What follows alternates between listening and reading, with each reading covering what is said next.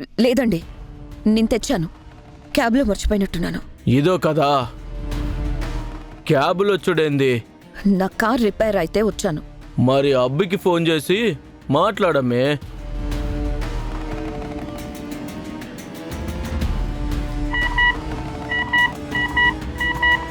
ఇక్కడ సిగ్నల్స్ ఉండవు, అక్కడికి వెళ్ళి మాట్లాడండి.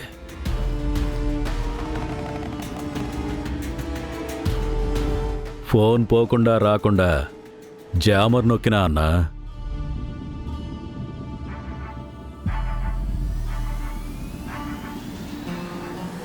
ఏంటి చందు, నేను తినకపోతే నువ్వు పస్తులుంటావా? ఇలా అయితే అలా? నువ్వు పస్తులుంటే నీ ఆరోగ్యం పాడవదా బాబు?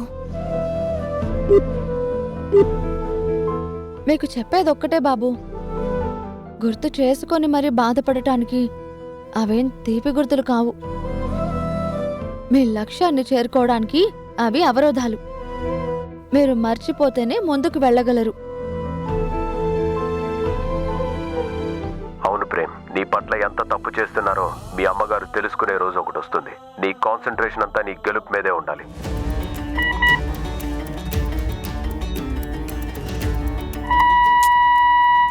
ఇంకెప్పుడు తినకుండా ఉండకు చందు.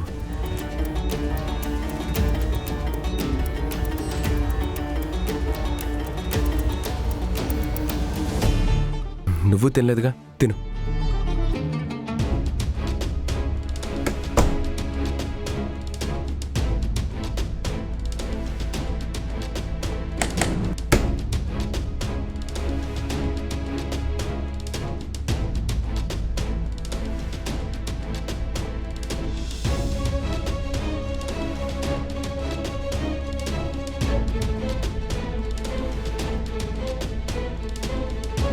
ఈ దెబ్బతో ప్రేమ్ జైలుకు వెళ్ళడం ఖాయం.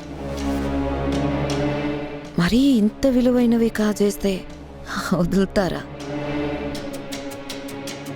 మావయ్య ఈ వాల్యూకి వెలకట్టించినా ఈ బ్లాక్ మార్క్ సాకుని పెద్దగా చిత్రీకరించి ఛాలెంజ్ లేకుండా చేస్తాను. ప్రేమ్ని ఓ యూస్లెస్ ఫెల్లోగానే ఉంచేస్తా. మళ్ళీ చిక్కావుగా.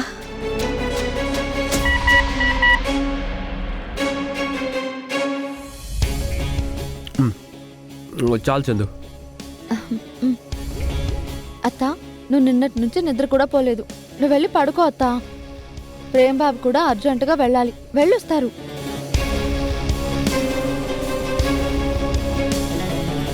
అలాగే చామ్, నేను వెళ్ళొస్తాను.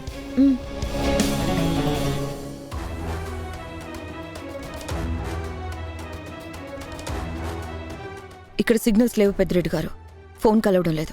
అమ్మే, నిజం చెప్పు, ఏం తేకుండా వచ్చేసి ఈ పత్రాలు తీసుకుపోదాం అనుకున్నావా? అలాంటి బుద్ధులు నాకు లేవు. సరే, నా పనులన్నీ ఆపుకొనొచ్చుండా. ఇప్పుడేం చేద్దామో నువ్వే చెప్పు. అతని ఫోన్ కలిస్తే తీసుకొస్తాడు. సరే, 10 నిమిషాలు టైం ఇస్తా ఉండా, తెప్పించు.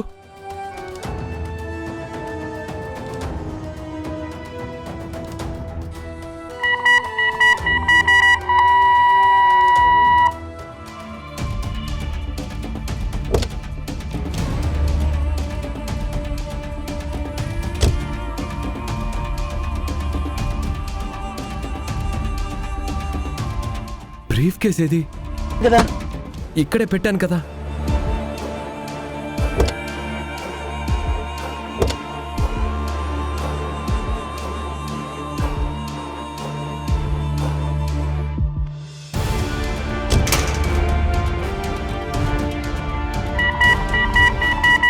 ఏమైపోయింది?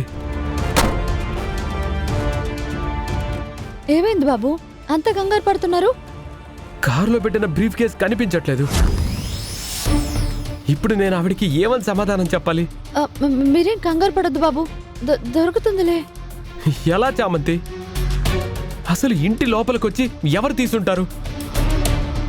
ఎవడో దొంగ రాసుకెళ్ళి పని అయి ఉంటుంది. ఎంతో దూరం వెళ్ళుండడు. ఫాస్ట్ గా వెళ్ళు ప్రేమ్.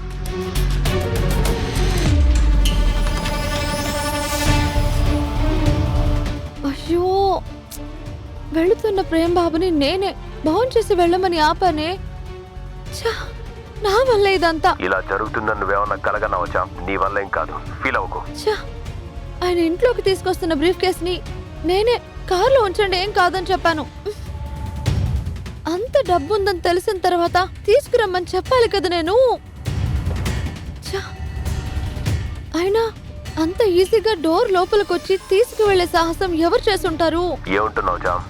ఇంటి దొంగల పని అని అనుమానం. ఏమో, నాకు అలాగే అనిపిస్తుంది చిట్టి. ఇంట్లో రమ మేడం, అరుణ్ సార్ ఎవరూ లేరు. రోజా మేడం ఒక్కరే ఉన్నారు. ఆ ఒక్కతే సరిపోతుంది కదా. దొంగ బుద్ధులున్నదే ఆమెకు. వెళ్ళి అడుగుతా.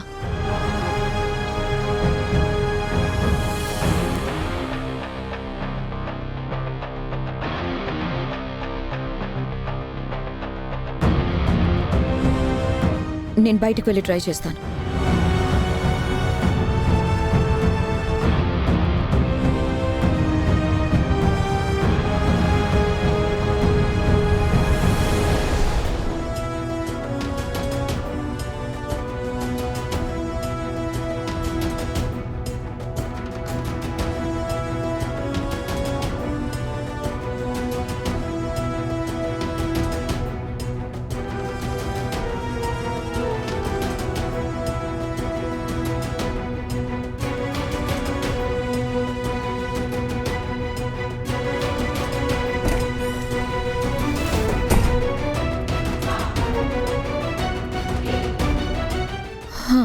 వచ్చావా?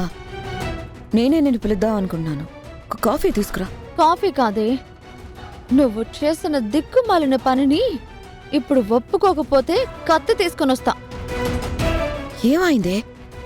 ఇప్పుడు నేనేం చేశానని రంకెలేస్తున్నావు? నా పాటికి నేను నా గదిలో పుస్తకం చదువుకోవడం కూడా తప్ప? నాటకాలు ఆడకు. ప్రేమ్బాబు కారులో బ్రీఫ్ కేసు కొట్టేసిన దొంగవి నువ్వే. మర్యాదగా ఇవ్వు. ఏం వాగుతున్నావే? చీప్గా బ్రీఫ్ కేసులు కొట్టేసేదానిలా కనపడుతున్నానా? ఈ డ్రామాలే వద్దు అంటున్నాను. అందులో ఏమున్నాయో నీకు తెలుసు. నా చేతిలో చావు దెబ్బలు తినక ముందే మర్యాదగా తెచ్చివ్వు. ఏంటే? ఏమన్నా ఊరుకున్నాను కదా అని తెగ రెచ్చిపోతున్నావు? ఏంకి ఏం జరిగినా నేనే అన్నట్టు నా మీద నిందలేస్తున్నావు. నువ్వే కాబట్టి. నేను తీసింది నువ్వు చూసావా? చూసుంటే డిస్కషనే ఉండదు కదా.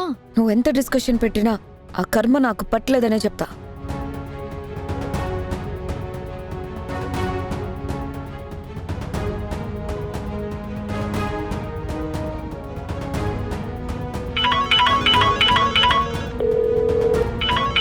ఆ మేడమే చేస్తున్నారు. ఇప్పుడేం చెప్పాలి?